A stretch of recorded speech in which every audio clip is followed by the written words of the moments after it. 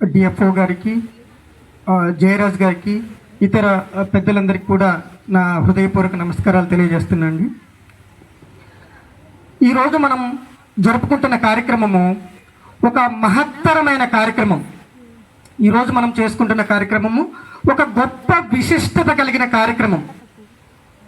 ఎందుకంటున్నా అంటే ఇది ఇలాంటి కార్యక్రమాలు ఒక పెళ్లి కంటే కూడా గొప్ప. ఈ మాట ఎందుకంటున్నా అంటే పిల్లలు ఉన్నారు కాబట్టి జాగ్రత్తగా వినాలి. ఒక పెళ్ళి జరిగితే ఒక కుటుంబంలోనో లేదా దాని మీద డిపెండ్ అయిన కొన్ని కుటుంబాల్లోనో సంతోషం, అవునా కదా? కానీ ఈరోజు మనం జరుపుకుంటున్న అటవీ పరిరక్షణ అవగాహన కార్యక్రమాలు ఏంటి అంటే ఇవి లోక కళ్యాణం, జీవకోటి కళ్యాణం. అంటే ప్రపంచం మొత్తానికి శుభకరమైన కార్యక్రమాలు ఇవన్నీ. ఇలాంటి కార్యక్రమాలు జరగడం వల్ల ఏంటి అంటే ప్రపంచంలో అడవుల యొక్క ఉపయోగం ఏంటి, అడవులు తరిగిపోతే వచ్చే నష్టాలేంటి, అడవుల్ని ఎలా రక్షించుకోవాలి, ఇవన్నీ కూడా ఇలాంటి కార్యక్రమాల ద్వారా జనాలందరిలోకి వెళ్ళడం, ముఖ్యంగా పిల్లలు తెలుసుకోవడం ఇలాంటివి జరుగుతుంది. ఇంత మహత్తరమైన కార్యక్రమానికి రూపకల్పన చేసిన ఫారెస్ట్ డిపార్ట్మెంట్ వారికి మరొకసారి నేను కృతజ్ఞతలు తెలియజేస్తున్నా. ఇది ఇంత మంచి ప్రోగ్రాంలో నన్ను భాగస్వామ్యం చేసిన వారికి మరొకసారి నేను హృదయపూర్వక ధన్యవాదాలు తెలియజేస్తున్నా. గిరిజనులం, మనందరం గిరిజన బిడ్డలం, అడవుల మీదే ఆధారపడి బ్రతుకుతున్నాం బిడ్డలం, అవునా కాదా? మనమే కాదు, ప్రపంచమే అడవుల మీద ఆధారపడుతుంది. కానీ రాను రాను రాను అవసరాలు పెరుగుతూ ఉంటే ఏం చేస్తున్నాము? అడవుల్ని తుంచేస్తున్నాం, అడవుల్ని నరికేస్తున్నాం. మనం బ్రతకాలంటే అడవి కావాలి, మనం తినాలంటే అడవి కావాలి, మనకి వర్షం పడాలంటే అడవి కావాలి, మనం చల్లగా ఉంటానంటే అడవి కావాలి. కానీ అభివృద్ధి పేరుతో అడవిని మొత్తం తీసేస్తున్నాం. మరి మనం ఎలా బ్రతుకుతాం? ఇక్కడ మీరు స్టేజ్ మీద చూస్తున్నారు ఒక గొప్ప వ్యక్తి. ఎంత మహత్తరమైన వ్యక్తి అంటే ఒక మానవతావాది, ఒక వాగ్గేయకారుడు, ఓ సాహితీవేత్త, ఓ తత్వవేత్త. తన జీవితాన్ని మొత్తాన్ని పర్యావరణ పరిరక్షణకే కేటాయించిన గొప్ప వ్యక్తి. ఒక్కసారి మన గిరిజన ప్రాంతం తరఫున జయరాజ్ గారికి ఒక్కసారి మీ కర్తాల ధ్వనులతో ఆహ్వానం తెలియజేద్దాం. He's not a ordinary person, సామాన్యమైన వ్యక్తి కాదు. అతను రాసిన కొన్ని పాటలు మనం వింటే జీవితం అంటే ఇలా ఉంటుందా, మన జీవితాన్ని ఇలా గడపాలా, మన జీవితాన్ని ఇలా సార్థకత చేసుకోవాలా, మన జీవితం ఇంత మహత్తరమైనదా, ఎట్ ది సేమ్ టైం మన జీవితం కోసం ప్రకృతిని ఇంతగా నాశనం చేస్తున్నామా, అవన్నీ సార్ పాటల్లో మీకు తెలుస్తాయి. ఓన్లీ పర్యావరణమే కాదు, భూమి మీద మనిషి ఎలా జీవించాలి,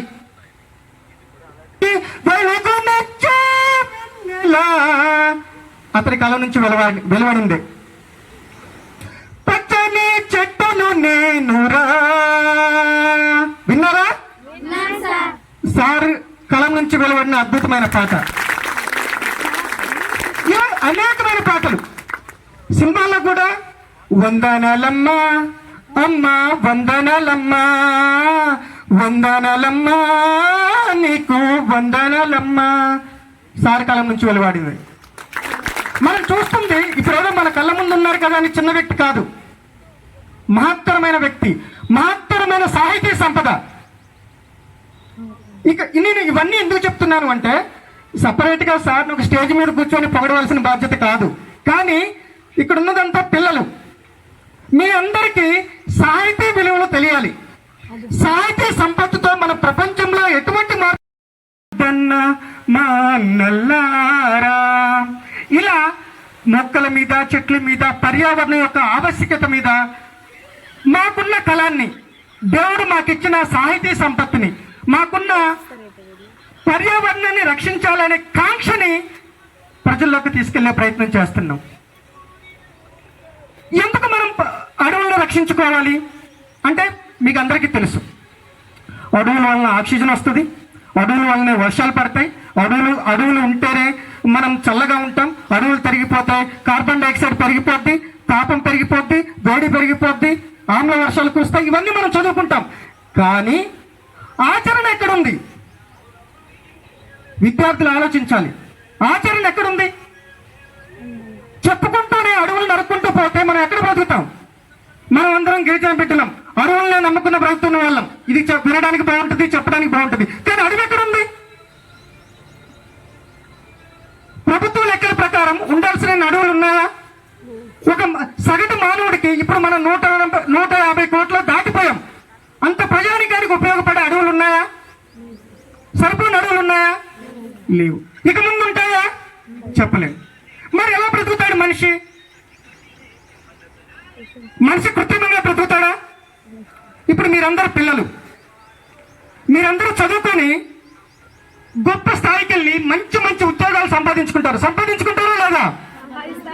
మంచి ఉద్యోగాలకు వస్తారా? ఇటు చూడండి, మీ పక్కనున్న టోపీలు పెట్టుకుని ఉన్న సార్లు ఎంత కష్టపడి చదువుకొని పెద్ద ఉద్యోగాలు తెచ్చుకున్నారా లేదా?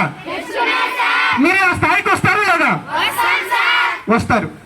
బాగా చదువుకుంటారు, మంచి ఉద్యోగాల్లోకి వస్తారు, మంచి మంచి ఉద్యోగాలు సంపాదించుకుంటారు, బాగా డబ్బు సంపాదించుకుంటారు, ధనం సంపాదించుకుంటారు, అంతా ఓకే. మంచి బిల్డింగ్ కట్టుకుంటారు, అంతా okay, well done, well settled. కానీ అన్నము, డబ్బులు అన్నీ మన ఇంట్లో ఉంటాయి. మన ఇంటి చుట్టూ ఏముంటుంది? వేడి ఉంటుంది. 100 ఏసీల్లో నువ్వు కూర్చున్నా కూడా నీకు చల్లదనం తెలీదు. ఎందుకు తెలియదు? నువ్వు అడవిలో ఉంటాయి కదా. ఎక్కడున్నావు? వట్టి భూమి మీద ఒక బిల్డింగ్ కట్టుకొని చుట్టూ ఏసీలు పెట్టుకొని ఉన్నావు. నీ చుట్టూ ఏముంది? కార్బన్ డైఆక్సైడ్ తో నిండిపోయి అత్యంత భరించలేనంత వేడి ఉంది. అప్పుడు నీ ఏసీ పనికి వస్తుందా? నీ డబ్బులు పనికి వస్తాయా? నీ హోదా పనికి వస్తుందా? ఏది పనికిరాదమ్మా. మనం బ్రతకాలంటే కేవలం పచ్చని చెట్టు కావాలి. మనం బ్రతకాలంటే నీకు డబ్బు లేకపోయినా బ్రతకొచ్చు, హోదా లేకపోయినా బ్రతకొచ్చు, ఉద్యోగం లేకపోయినా బ్రతకొచ్చు. పచ్చని చెట్టు లేకపోతే ఇవన్నీ ఉన్నా కూడా ఏమవుతాయి? పిల్లలు చెప్పాలి, ఏమవుతాయి? బ్రతుకు ఉండదు. ఏముండదు? అందుకే నేను అంటాను, అడవులే ధనం, అడవులే ఇంధనం. ఎవరికి ఇంధనం? మనిషికి ఇంధనం. ఒక కారు నడవాలంటే పెట్రోల్ కావాలి, కానీ మనిషి బ్రతకాలంటే చెట్టు కావాలి. ప్రియమైన విద్యార్థులారా, చిన్నప్పటి నుంచే మీరు ఈ అవగాహన పెంచుకోండి. చదువులు కావాలి, ఉద్యోగాలు కావాలి, అన్ని కావాలి. దాంతోపాటు ఏం కావాలి? చెట్టు కావాలి. అందుకే మహానుభావుడు రాశాడు ఏమని? పచ్చని చెట్టును నేనురా, పాలుకారే మనసు నాదిరా. చెట్టు పాలుకారే మనసు లాంటిది. అంటే చంటి పిల్లని ఎత్తుకొని పెంచే అమ్మ లాంటిది. ఈ భూమి మీద మనం బ్రతికి బట్ట కట్టాలంటే ఎవరు కావాలి? పచ్చని చెట్టు కావాలి. పచ్చని చెట్టు ఉంటేనే మనం ఈ భూమి మీద బ్రతికి బట్ట కట్టడం. ఇప్పుడిప్పుడే ఎదుగుతున్న పిల్లలు పర్యావరణం మీద మీ దృష్టి పెట్టాలి. మీ చదువులు పర్యావరణానికి ఉపయోగపడాలి. మీ చదువులు పర్యావరణ పరిరక్షణకు ఉపయోగపడాలి. మీ చదువులు అడవులను పెంచడానికి ఉపయోగపడాలి. మీ అడవులు చల్లని చెట్టును బ్రతికించడానికి ఉపయోగపడాలి. కేవలం చదువులు అంటే ఏదో చదివాము, సర్టిఫికెట్లు వచ్చాయి, డిగ్రీలు వచ్చాయి, జాబులు వచ్చాయి కాదు. ఏ వచ్చావు? నువ్వు ఎలా బ్రతుకుతావు ఇక్కడ ఈ భూమి మీద? నీ సర్టిఫికెట్ నీకు కాపాడుతా? నీ సర్టిఫికెట్ నీకు చల్లదనాన్ని ఇస్తుందా? నీ సర్టిఫికెట్ నీకు ఆక్సిజన్ ఇస్తుందా? నీ సర్టిఫికెట్ నీ కార్బన్ డైఆక్సైడ్ తీసేస్తుందా? నీ సర్టిఫికెట్ నీ పొల్యూషన్ తీసేస్తుందా? నీ ఆలోచన తీసేస్తుంది. ఏంటి? ఏ ఆలోచన ఉండాలి? చెట్టును కాపాడాలి అన్న ఆలోచన నిన్ను బ్రతికిస్తుంది. పిల్లలు, మీరు ఖచ్చితంగా పర్యావరణ పరిరక్షణ గురించి అందరూ చిన్నప్పటి నుంచి ఆలోచన చేయాలి. ఒక మహానుభావుడు ఒక గొప్ప పని చేశాడు. అలెగ్జాండర్ పార్స్కీ అని ఒక మహానుభావుడు ఉన్నాడు. అతను ఒక గొప్ప పని చేశాడు. ఏం పని అంటే, ఎంతో ప్రపంచ ఉపయోగపడుద్ది, ప్రపంచం తారుమారైపోద్ది, ప్రపంచానికి ఎంతో గొప్ప మేలు జరుగుద్ది అని ప్లాస్టిక్ కనిపెట్టాడు. ఏం కనిపెట్టాడు? అలెగ్జాండర్ పార్స్కీ. 1806 సంవత్సరంలో ఈ ప్లాస్టిక్ పునాది పడింది. తర్వాత చిన్న చిన్నగా లియో బ్లాంకెట్ అనే ఒక అతను దాన్ని డెవలప్ చేస్తూ వచ్చాడు. వాళ్ళ ఉద్దేశం మంచిదే. ప్లాస్టిక్ మంచిది కాదని అంటామా?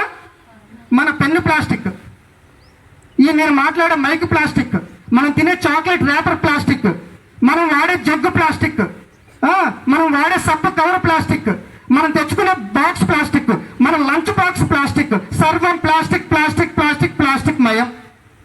మనం తాగే వాటర్ ప్లాస్టిక్, అయ్యో ఆ వాటర్ టిన్నర్ ప్లాస్టిక్, ఆ గ్లాసులు ప్లాస్టిక్, చైర్లు ప్లాస్టిక్.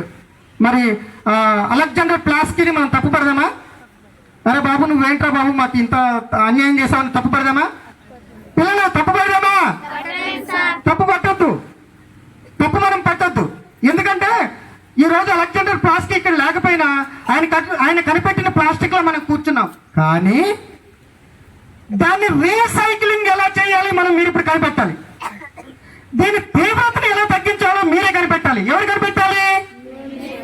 మీరందరూ అలెగ్జాండర్ ప్లాస్కీ వారసులు.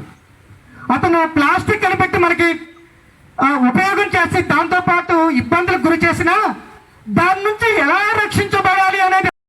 వల్ల అనేక అనర్థాలు ఉన్నాయి. ప్లాస్టిక్ వల్ల అనేక అనర్థాలు.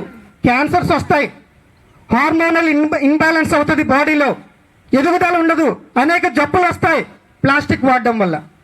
ప్రకృతి సర్వనాశనం అయిపోద్ది, ప్రకృతిలో ఉన్న జీవులన్నీ చచ్చిపోతాయి ఈ ప్లాస్టిక్ వల్ల. మొక్కలు పెరగవు, అడవులు పెరగవు ఈ ప్లాస్టిక్ వల్ల. ఈ ప్లాస్టిక్ అనేది నేలలో కలగదు, నువ్వు కాల్చినా దాని అంశాలనే మిగిలిపోద్ది, అది పాడవదు. వందల ఏళ్ళు భూమి మీద అలా కప్పుకొని ఉంటుంది, అది పాడవదు. కానీ ఎవరిని పాడు చేస్తుంది? ఎవరిని పాడు చేస్తుంది? మనుషులంటే ఎవరు? మనమే. ప్లాస్టిక్ ఎవరిని పాడు చేస్తుంది? మనని పాడు చేస్తుంది. ఈ ప్లాస్టిక్ మీద నేను ఒక చిన్న కవిత రాశా. ఆ చిన్న కవితని నేను వినిపించే ప్రయత్నం చేస్తా. ఇక్కడ మహానుభావులు జయరాజ్ గారు ఉన్నారు. అతని ముందు కవిత చదవడం అంటే చిన్న సాహసమే. కానీ మేమందరం కూడా వాళ్ళ అడుగుచాడలో నడుస్తున్న వాళ్ళము. గోరెటి వెంకన్న గారు, జయరాజ్ గారు, వీళ్ళందరూ ఎంతో మహానుభావులు, జీవితాన్ని పణంగా పెట్టి సాహిత్య సేవ చేస్తున్న వాళ్ళు. యాక్చువల్గా ఈ రోజు కూడా సార్కి ఎంతో అనారోగ్యంగా ఉన్నప్పటికీ మన గిరిజన ప్రాంతానికి రావాలి, మన పిల్లల్లో అవేర్నెస్ తీసుకురావాలి, మన పిల్లల్లో పర్యావరణ కాంక్షని రేకెత్తించాలి, మన విద్యార్థుల్లో పర్యావరణ పరిరక్షణ అనే విత్తనాన్ని నాటడానికి ఎంతో సుదూర ప్రయత్నం చేసి వచ్చారు. మరొక్కసారి మీ కర్తాల ధ్వనులతో జయరాజ్ గారికి ఆహ్వానం పలకాలి.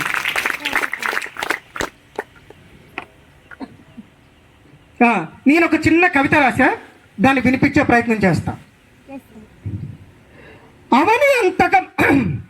అవని అంతక మహమ్మారి, బహువిధముల ఉపకారి, అలెగ్జాండర్ పారిస్కి మస్తిష్కమునందు పుట్టి, లియో బ్లాంకెట్ పనితనమునకు పదును పెట్టి, కాలక్రమేణా పాలిథిన్, పీవీసీ, నైలాన్ రూపము తొడిగి, కరగకుండా కలవకుండా అంతమన్నదే లేకుండా జీవకోటి అంతముకై దాపరించింది. సులువుగా దొరుకుచు, తేలికగా మలుగుచు, తక్కువకే అందుచు ప్లాస్టిక్ మహమ్మారి లోకమంతా కలిగి తిరుగుతుంది. సమస్త భోజనమంతా దీని మీదే ఆధారపడుతున్నారు. ఉపయోగం ఎంత ఉన్నా, అక్కర్లు ఎన్ని తీర్చినా పర్యవసానం మాత్రం పర్యావరణ పతనమే, జీవకోటి మరణమే, ప్రపంచ వినాశనమే. ఎలా ఉంది కవిత? ఇవి నేను చెప్పింది కేవలం మాటలు మాత్రమే. నేను చెప్పింది కేవలం మాటలే. దీనికి ఆచరణ ఎవరు? మీరు, నేటి యువత, నేటి విద్యార్థులు. నేను ఈ కవిత రాస్తే ఈ పదాలకి పదులు పెట్టాల్సింది ఎవరు? విద్యార్థులు. అమ్మా నేను ఒకటే చెప్తా, మన చదువులు మనకు ఎంత ఉపయోగపడతాయో కానీ మన చదువులు మన ప్రకృతికి ఉపయోగపడాలి, మన చదువులు మన పర్యావరణానికి ఉపయోగపడాలి, మన చదువులు మన చెట్లను కాపాడడానికి ఉపయోగపడాలి. లేకపోతే నువ్వు ఎంత చదువుకున్నా అది సున్నా. విద్యార్థులు, నేటి విద్యార్థులు తెలుసుకోవాల్సింది ఒకటే, నువ్వు ఎంత చదువుకున్నా నీ అడవిని నువ్వు కాపాడుకోలేకపోతే, నీ ప్రకృతిని నువ్వు కాపాడుకోలేకపోతే, నీ చెట్టును నువ్వు కాపాడుకోలేకపోతే నువ్వు ఎంత చదువుకున్నా అది వ్యర్థం. అదేంటి సార్, నేను ఐఏఎస్ అవుదాం అనుకున్నా, నేను ఐపీఎస్ అవుదాం అనుకున్నా, నేను కలెక్టర్ అవుదాం అనుకున్నా, నేను మినిస్టర్ అవుదాం అనుకున్నా, మీరు ఇలా అంటారు? కలెక్టర్, మినిస్టర్లు, ఐఏఎస్లు, ఐపీఎస్లు ఎక్కడ బతుకుతారమ్మా? సపరేట్ గ్రహానికి వెళ్తారా? ఎక్కడికి వెళ్తారు? ఇక్కడే బ్రతకాలి, ఇక్కడే పుట్టాం, ఇక్కడే చేస్తాం. పర్యావరణాన్ని కాపాడుకుంటే కొన్ని ఎక్కువ రోజులు బ్రతుకుతాం, పర్యావరణాన్ని పాడు చేసుకుంటా మనం ఎక్కువ రోజులు బ్రతకాలా, తక్కువ రోజులు బ్రతకాలా? వద్దు, అందరూ ఐఎఫ్ఎస్లు కూడా అవ్వాలి. ఏమవ్వాలి? మన డిఎఫ్ఓ సార్ లాగా అటవీ పరిరక్షణ అధికారులు అవ్వాలి. మన ఇక్కడున్న మన ఫారెస్ట్ డిపార్ట్మెంట్ సార్ లాగా అడవిని రక్షించే అధికారులు అవ్వాలి. ఎందుకంటే అది మన బాధ్యత. ఎవరి బాధ్యత? మన బాధ్యత. అడవుల పరిరక్షణ మన బాధ్యత, అడవులను రక్షించుకోవడం మన బాధ్యత, అడవులను ప్రపంచానికి అందించడం మన బాధ్యత. ఒక్క అమెజాన్ అడవుల గురించి మీకు తెలుసా? ఎంతమందికి తెలుసు? అమెజాన్ అడవుల గురించి ఎంతమందికి తెలుసు? ప్రపంచానికి ఆక్సిజన్ ని అధికంగా ఉత్పత్తి చేసే ఆక్సిజన్ కర్మాగారం అమెజాన్ అడవులు. అమెజాన్ అడవులు ఒక్కసారి నాశనం అయితే ఎంత నష్టమో తెలుసా? దేశాలకి దేశాలు ఎడారులుగా మారిపోతాయి, దేశాలకి దేశాలు ఎడారులుగా మారిపోతాయి. పంటలు పండవు, వర్షాలు రావు, మొత్తం బీడవారిపోతుంది ప్రపంచం అంతా. కానీ ఎక్కడా ఉన్న అమెజాన్ని మనం రక్షించుకోవడానికి తాపత్రయపడినట్టే మన చుట్టూ ఉన్న అడవిని మనం రక్షించుకోవాలి. మనం అందరం ఎక్కడి నుంచి వచ్చాం? అడవిల్లోంచి వచ్చాం. మనం అందరం అడవి బిడ్డలం, అడవుల మీద ఆధారపడి బ్రతుకుతున్న వాళ్ళం. కాబట్టి అడవులను రక్షించుకోవాల్సిన బాధ్యత మనదే, అడవులను రక్షించుకోవాల్సిన బాధ్యత మనదే. అందుకే మీ చదువులన్నీ, మీ ఆలోచనలన్నీ, మీరు ఆలోచించే ఆలోచన విధానం అంతా కూడా ఎలా ఉండాలి అంటే అడవుల పరిరక్షణ గురించే ఉండాలి, అడవులను బాగు చేయడం గురించే ఉండాలి, అడవులను ఎలా కాపాడుకోవాలి అనే దాని మీద ఉండాలి.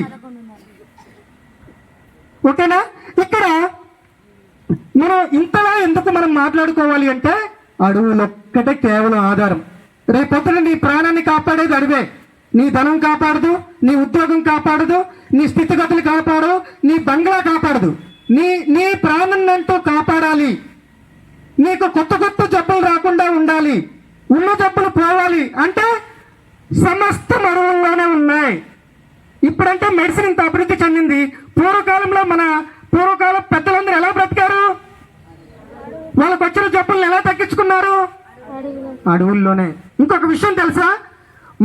మన అడవులు, మన అల్లూరు జిల్లా, పోలవరం జిల్లా అడవులకి ప్రపంచంలోనే ప్రత్యేక స్థానం ఉంది. ఎందుకంటే ఎక్కడ లేనన్ని మెడిసిన్ ప్లాంట్స్, వైద్యంలో ఉపయోగపడే ప్లాంట్స్, మొక్కలు మన దగ్గర దొరుకుతాయంట. చాలా మంది రీసెర్చ్ చేయడానికి హైదరాబాద్ నుంచి రీసెర్చ్ స్కాలర్స్ వాళ్ళందరూ కూడా మన రంపచోడవరం, పోలవరం జిల్లా, అల్లూరు జిల్లా ప్రాంతాలకు వస్తారు ఇక్కడికి. ఎందుకు? ఎనలేని సంపద ఉంది. ఏ సంపద? Medicine plants. మెడిసిన్కి ఉపయోగపడే మొక్కల సంపత్తి అంతా మన అడవుల్లోనే ఉంది. మరి దాన్ని మనం రక్షించుకోవాలా లేదా? నరికేసుకుందామా? అడవిని నరుక్కుంటే మన తలని మనం నరుక్కున్నట్టే. అడవిని నరుక్కుంటే మన తలని మనం నరుక్కున్నట్టే. అరే మీరందరూ 10 సంవత్సరాలు, 12 సంవత్సరాలు, 14 సంవత్సరాల పిల్లలు మీరందరూ. మీకు ఇంకా చాలా భవిష్యత్తు ఉంది. మీ ఆరోగ్యం చక్కగా ఉండాలంటే, మీరు మంచిగా బ్రతకాలంటే, మీ ఆరోగ్యం కావాలంటే మీకు చల్లదనం కావాలా, వెచ్చదనం కావాలా?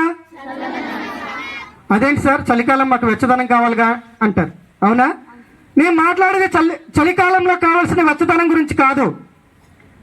ఎండాకాలంలో 50 డిగ్రీలు, 60 డిగ్రీలు, 100 డిగ్రీలు వేడి వస్తే ఎలా ఉంటుంది?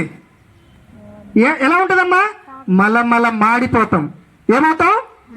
మలమల మాడిపోతాం. మరి ఆ హీట్ తగ్గించుకోవాలంటే మనం ఏం చేయాలి? చెట్లని పెంచాలి. అందరూ ఒకసారి గట్టిగా చెప్పండి, మేము చెట్లను పెంచుతాం, మేము అడవిని కాపాడుతాం, మేము అడవి పరిరక్షణకి అవగాహన కల్పిస్తాం. ఇదే మా ప్రతిజ్ఞ.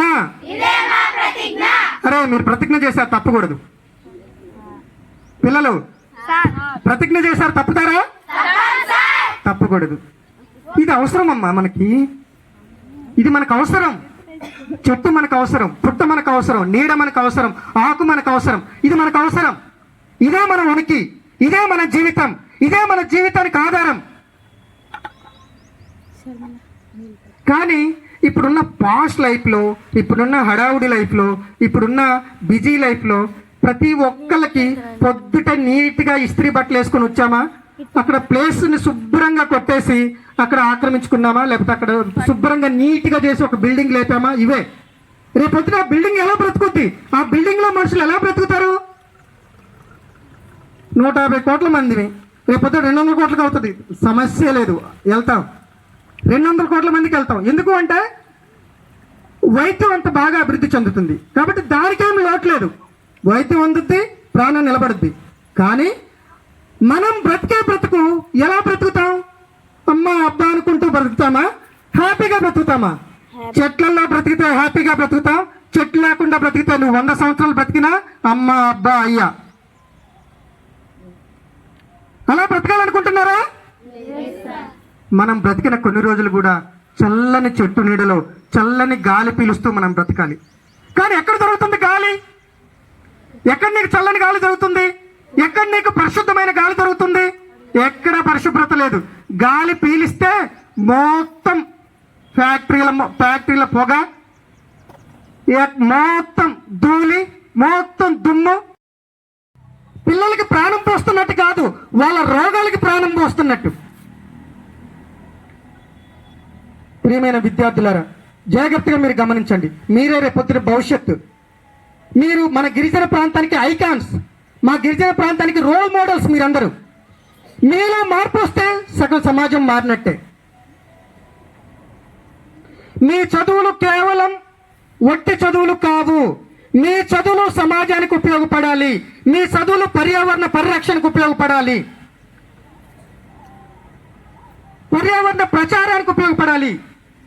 మన జయరాజ్ గారి లాగా పర్యావరణవేత్తలు ఎంతమంది అవుతారు? ఒకసారి చేయొద్దండి. పిల్లలు ఎంతమంది అవుతారు? ఎంతమంది అవుతారు? ఎవరు?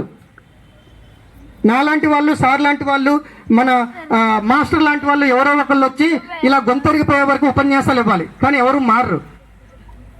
మారితే మన ఫెసిలిటీస్ మనమే పోగొట్టుకుంటాం. ఇప్పుడు మారితే ఈ తీసేసి ఇక్కడ కుండ రావాలి. మనలో మార్పు వస్తే ఈ బాటిల్ తీసేసి ఇక్కడ కుండ రావాలి. ఆ బాటిల్ మారదు, కుండ రాదు. వస్తుందా? రాదు.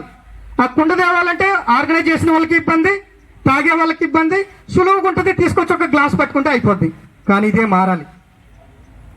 దీన్ని మళ్ళీ మళ్ళీ మళ్ళీ మళ్ళీ యూజ్ చేయడం అనేది చాలా ప్రమాదం.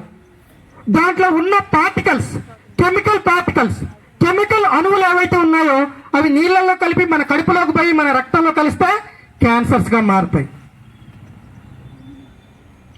కాబట్టి ప్రతి ఒక్కళ్ళు ప్రకృతి పునర్జీవనానికి, అడవుల అభివృద్ధికి, ప్లాస్టిక్ నిర్మూలనానికి ప్రతి ఒక్కళ్ళు పూనుకోవాలి.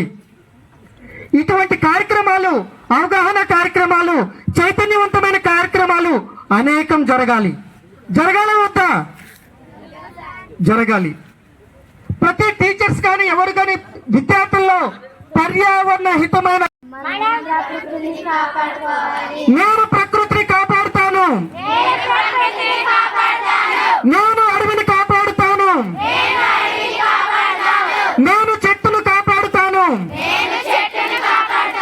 నేను మొక్కను నాటుతాను, నేను ప్లాస్టిక్ ని నివారిస్తాను. ప్లాస్టిక్ ప్రపంచానికి పెనుభూతం. ధన్యవాదాలు. మరొకసారి నాకు ఈ అవకాశం కల్పించిన ఫారెస్ట్ డిపార్ట్మెంట్ వారికి, వేదిక మీద ఉన్న పెద్దలందరికీ పాదాభివందనం చేస్తూ మరొకసారి మనమందరం ప్రకృతిని పరిరక్షించుకోవాలి. ప్రకృతిని కాపాడుకుంటూ సుఖవంతమైన, ప్రశాంతవంతమైన, ఆరోగ్యవంతమైన జీవితాన్ని గడుపుతూ మీ మంత్రి కవి నూనె రమేష్. ధన్యవాదాలు ప్రతి ఒక్కరికి.